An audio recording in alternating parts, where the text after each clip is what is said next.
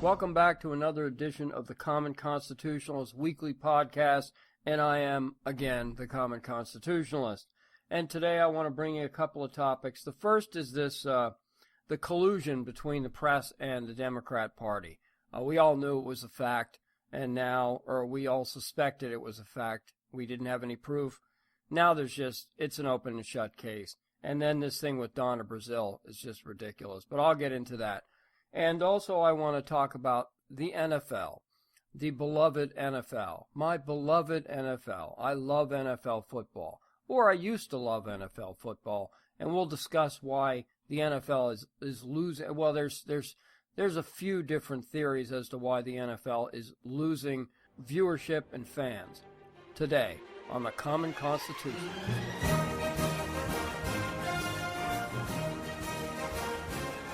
You're listening to the Common Constitutionalist, broadcast from an undisclosed location, free from the prying eyes of establishment blackmail members.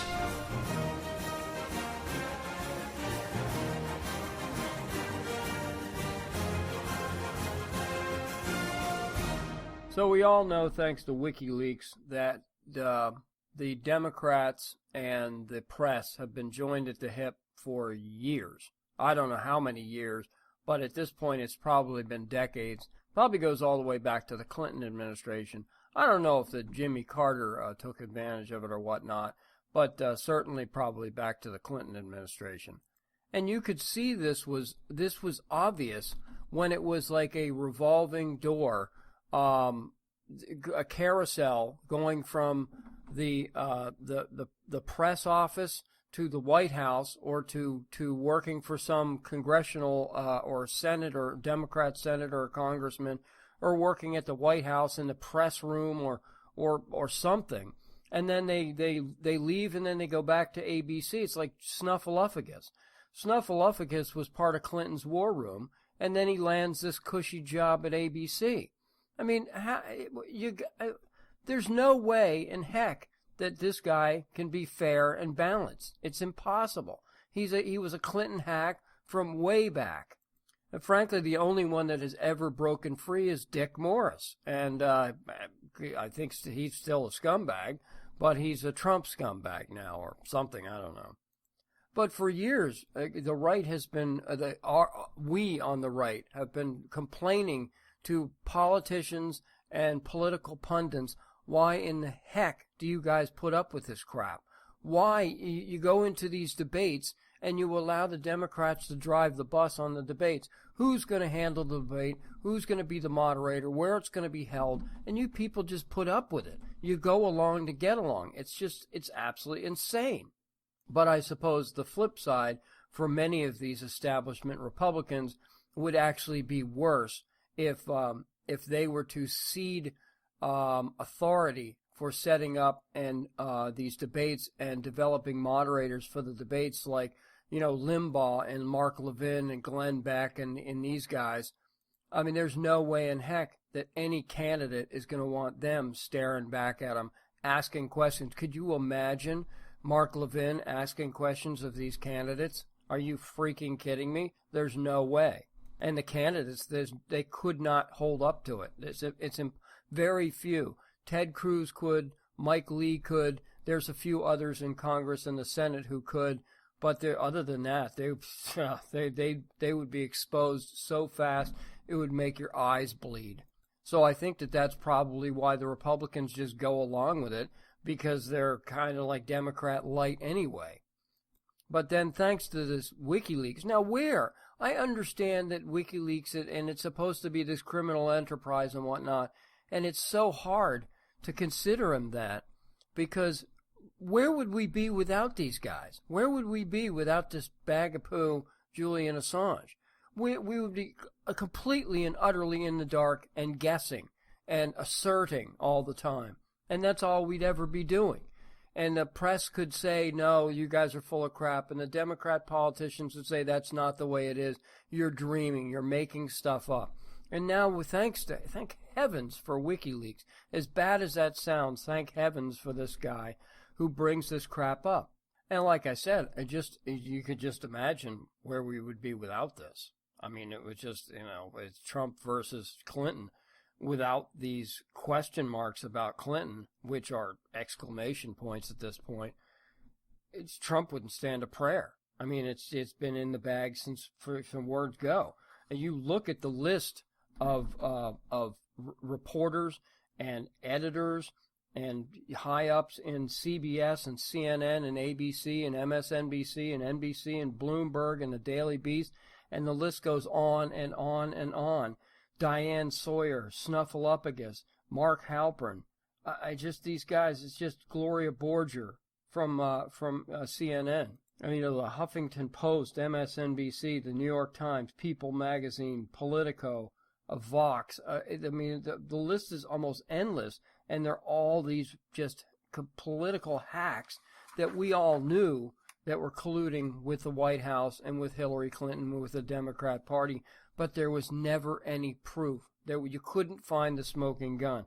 And thank heavens for Assange that he unearthed the smoking gun. Now, is it going to make any difference?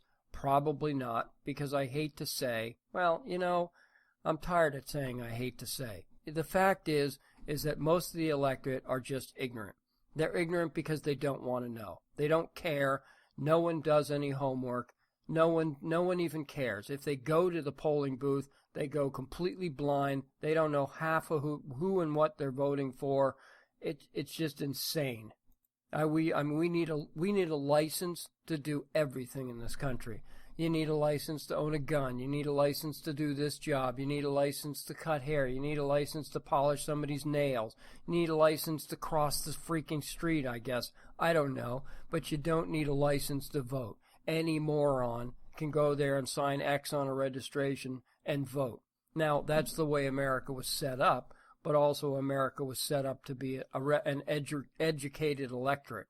But frankly, I hate to say that's not even the case, because if you look all the way back to the revolution, it's a third, and a third. That's the way it's always been. A third of the people give a crap, a third of the people are on the other side opposing you, and a third don't give a crap, are completely ignorant, and that's the way they like it. They just want life to go on, and they want somebody else to do the heavy lifting for them. All right, so then this Donna Brazile thing comes out. She's the interim chair of the DNC, I think, or something. I don't know what her official position is. But since Blabbermouth Schultz was given the golden parachute, and then it comes out in an email that she receives questions 24 hours prior to debates. The Bernie Sanders people, you should be at the Hillary gates with pitchforks and torches, because we all told you ahead of time that Bernie doesn't stand a prayer. He isn't going to be allowed to become the nominee. They will not allow it to be so. But there was a period in time where he was actually gaining momentum, and lo and behold, there were questions being fed to the Hillary campaign by CNN and by who knows who else, probably anyone else who was involved in any debate moderation, fed Hillary the answers ahead of time. And anybody could get a perfect score on an SAT if you were given the answers ahead of time.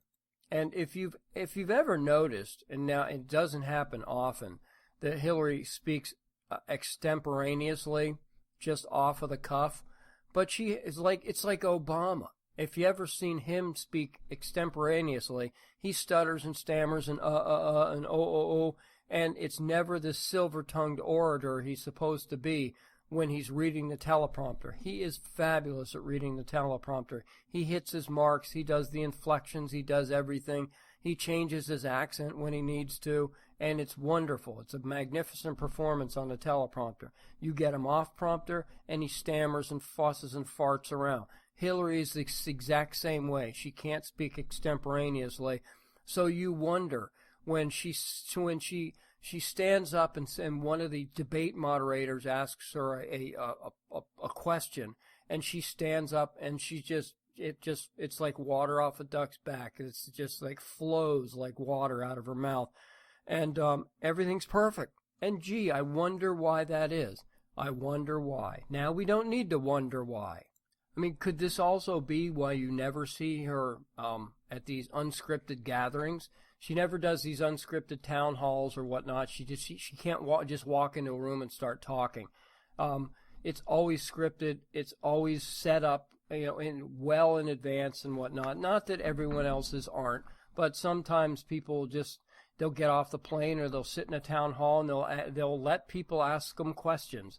And Cruz was this way. I went to a few events in New Hampshire for Cruz, and people just stood up and asked him questions. And he knew everything about everything. It was freaking unbelievable. The guy was a dang genius.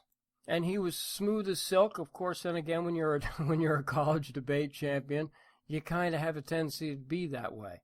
Well, Hillary obviously wasn't that way. So I'm wondering now that we know what we know, you can start putting the puzzle pieces together, not having to wonder as much why she doesn't do events more often and so on and so forth. She's got to be fed the questions ahead of time, and the answers have to be scripted for her. And then she can just go out and, so I guess she's got a decent memory or something. She can just go out and repeat what she was told to say. It's absolutely unbelievable. And for years and years and years, the Republicans have just put up with it and put up with it and put up with it. And now, unfortunately, Trump doesn't have the luxury of saying, you know what? Screw you people. I'm not doing this last debate. He has to do this last debate because he has been such a pathetic candidate. He's still attempting to do the same berating thing, doing the same beat up your opponent thing that worked for him with a really firm Republican base. These guys that come out and vote, they'll come out and vote in a blizzard for you in the Republican primaries. It doesn't work in the general election. When was the last time you heard Trump talking realistically about policy? I mean, he may slip it in. I don't sit and watch his speeches because they're always the same. They're blaming somebody for something, or they're yelling at somebody about something, or they're just incendiary language one after the other, and it just gets you nowhere. It gets the crowd all lathered up. But if it's 15 or 20,000 people, I'm sorry, but that's great. Rush keeps saying that, well, this is terrific. He keeps packing them in and 15,000 people, and there's 7,000. You need about 60 or more million people to win an election. And so he just, I don't even know. All I know is that Hillary's a crook. The whole media are criminal, I was going to say co-conspirators, but that's, as we've learned, is not a word. Are conspiring with Hillary, and anyone stands against them, frankly, doesn't stand a chance. So this system, I'm not going to say it needs to be burned down, but it needs to be radically changed. And the Republicans better learn from this the next time, and they bloody well better take a stand on this thing, to do unscripted debates, to be able to pick moderators, and to stand up to these jackweed Democrats. Or we'll never win another election. As is, if Hillary wins this thing, Republicans may never win another election anyway. So let's take a break on that on that happy note.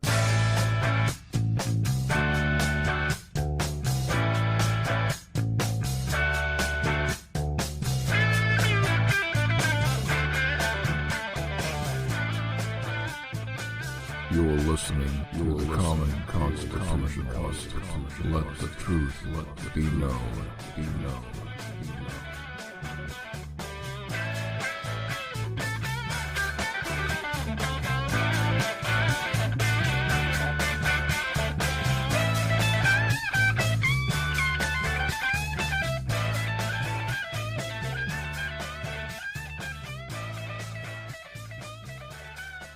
Okie dokie. Welcome back.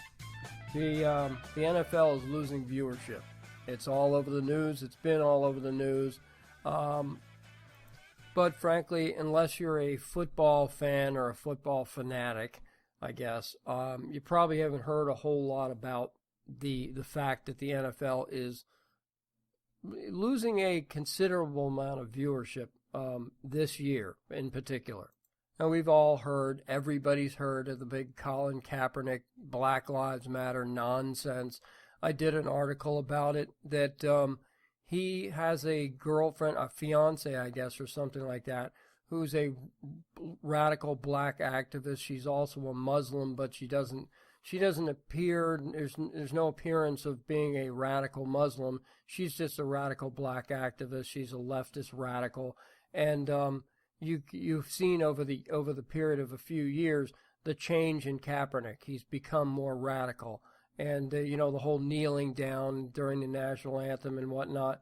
And I also did a thing on Ruth Bader Ginsburg, good bully for her, frankly, for calling it stupid and unnecessary and disrespectful.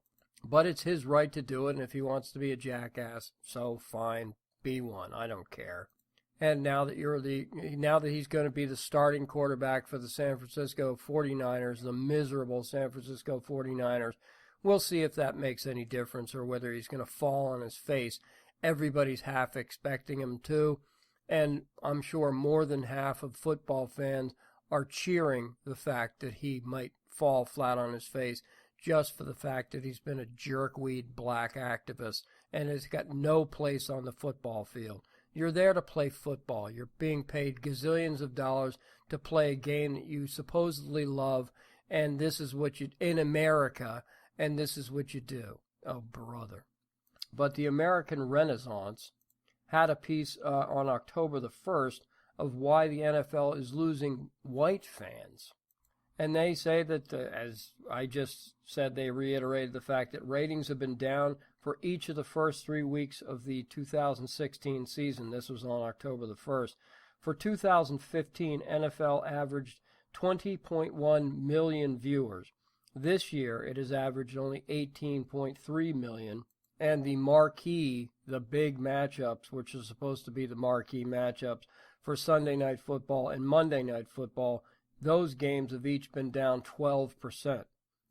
Now, I got to tell you, a lot of it comes down to competition or lack thereof. There's so few good teams out there, you can count them on one hand easily. Not even fair teams. They either are pretty good, none of them are great, or they stink on ice. So I don't know if the league is being watered down, if the college players just suck coming out of college. They're not football players, they're just puppets. And actually, if you watch college football with the stupid cue cards that they hold up and whatnot, the quarterbacks don't call their own plays. They don't even know how to call their own plays. They don't huddle up. They don't do any of that kind of stuff, preparing properly for the NFL. They just go out there because the college has become huge money. Winning is everything, and this is the way you win in college, by spread offenses and whatnot. I don't want to get too into the weeds on this thing, but that's the way you do it, evidently. And so you get these nimrods that can't really play the position of quarterback, go out there, and they have great athletic skills, and they've got a big arm, and because of the coaching and because of the play calling, they don't have to become split-second decision makers like the Bradys and the Mannings and the Roethlisbergers and the Breezes and the Favres and those guys of yesteryear, so to speak. These guys actually had to play football. They had to learn the position of quarterback. Now the Nimrods, all they got to do is be good athletes and be able to throw the ball and run around and make a few decisions occasionally, and that's it. And then you get a big payday. And then you're under this delusion that you're somehow a good quarterback. I don't know, whatever. But in my opinion, and I'm not the only one that holds this opinion, a lot of this has to do with the street influence on football. I'm just going to say it that way. The gang influence, the street. Look at the color, these silly, stupid, ugly as sin color rush uniforms. These things are so putrid, I can't even watch. I was watching a Denver game. What was it? Denver, I can't remember who they were playing. I think they lost the game, but at any rate, they had their bright neon orange color rush uniforms that were orange from head to toe, monochrome orange, and they were hideous. I couldn't watch the game because they were so putrid, it would make you ill to watch the game. And you get these other uniforms, they're just hideous. But you also have color rush uniforms that are black as becoming a big uniform accessory. and they're all becoming all black uniforms. As a matter of fact, I just read that in the Christmas Day game, the Ravens are going to be playing the Steelers. Well, the Steelers' color rush uniform is going to be black on black. What the frick kind of color rush uniform is that? It's going to be all black from head to toe. There's not going to be any yellow. There's not going to be any white. It's going to be black on black. Now, whose decision is that to make? That's ridiculous. And I hate to say it, that it's a street influence, it's a gang influence, and that's the way it is. You may hate me for saying that, and boo freaking who for you, but that's what it is. A while back, Limbaugh was talking about this, and he is quoted as saying, well, it's quoted, I pulled it right off of his site, so of course it's quoted. Rush said that most owners wanted to avoid a Raiders, the Oakland Raiders, when it was up in the air that L.A. was going to get a new team before St. Louis moved out to Los Angeles. The Raiders were vying for a position to move down there. San Diego might have moved up to L.A., whatever. One way or the other, L.A. was going to get at least one team. And Rush says that most owners wanted to avoid a Raiders return to Los Angeles because of the co-opting of the Raiders team apparel by Southern California gangs. Concerns so deep that they wouldn't even consider Carson, California. He says the bottom line that's been revealed here is that deep in the bowels of NFL hearings meetings, somebody said, we don't want the Raiders back here in L.A., Carson, Englewood, anywhere in Southern California. We don't want them anywhere because these gangs here are going to co-opt them, and the Raiders are going to end up wearing gang apparel, and the gangs are going to wear Raiders apparel, and we don't want this kind of image in the NFL. And that, in my opinion, is part of this whole color rush nonsense. You look at the jerseys, the jerseys, they all have not even black accents anymore. They have, it's all black, dark purple, dark blue to make it look like black. They're all monochrome. It's freaking hideous. And they should just go back to dressing up the way they're supposed to dress, do the throwbacks every once in a while, and play football. Shut up and play. And that's exactly what Rush has said. Have you noticed now that they wear all black uniforms or black jerseys? Do you know why this is? Well, the reason why is that the players want this black as an acknowledgement to gang color. That's why so many NFL teams have third alternative jerseys that are black. The Detroit Lions, he says, never wore black in 100,000 years until a couple of years ago. The Carolina Panthers in the Super Bowl, their colors are not black. Their colors are Columbia blue, silver, and white. All of a sudden, the past 3 or 4 years, they've had black. Baltimore Ravens, purple and white, never black, but all of a sudden, they're all black. What's the deal? And you may not like it, but that's just the way it is.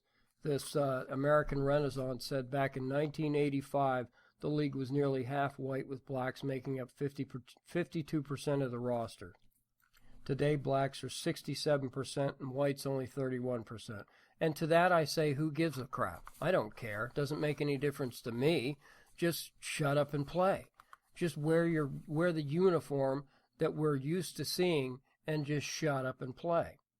So they said, the American Renaissance continues saying, so the whites only comprise 31% of the players, but 77% of the fans are white, and only 15% are black, 8% are Hispanic, and 37% of those whites of all NFL fans are over the ages of 55, and so for anybody that's over the age of 55, they are going to have very little tolerance for this nonsense, for this street nonsense, for this gang nonsense. That's the way it's going to be. I sometimes, at this point, I'm watching football or I'm watching the pregame show and I turn it on and the theme music is all rap and the themes are all rap and it's all crap and it's all street and it's all nonsense. And this isn't racist. It's just nonsense. Just play the game. Use the old NFL theme music that we're all used to hearing. Everybody loves it. That's what grew the game. This isn't growing the game; it's shrinking the game. But this is the prevailing view. This is the way it's going to be until it collapses on itself, and then they're going to look around and wonder, what happened? Why did you guys bail on us? Well, this is why you bailed on it, because your product sucks. All right, it's watered down. There's not as much talent. You see, how many good quarterbacks are in the league anymore? Breeze, my man Tom, terrific Brady. And Aaron Rodgers. Sorry, forgot about it. Other than that, everybody's mediocre to average, and sometimes they have flashes of above average, and that's about it. So there's no competition. There's this street influence, and there's this crap music.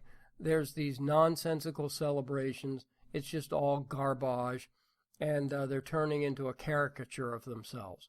So on that note, I think I'm going to wrap it up. I bet there won't be some happy people about this segment, but tough beans. I'm here to speak my mind and say what's on it, and I'm not going to hold back, and I'm not going to bluff my way through things and pretend that this isn't the way I feel. So that's about it. That's all I've got. Have a good week, and we'll talk to you next week, God willing. See ya.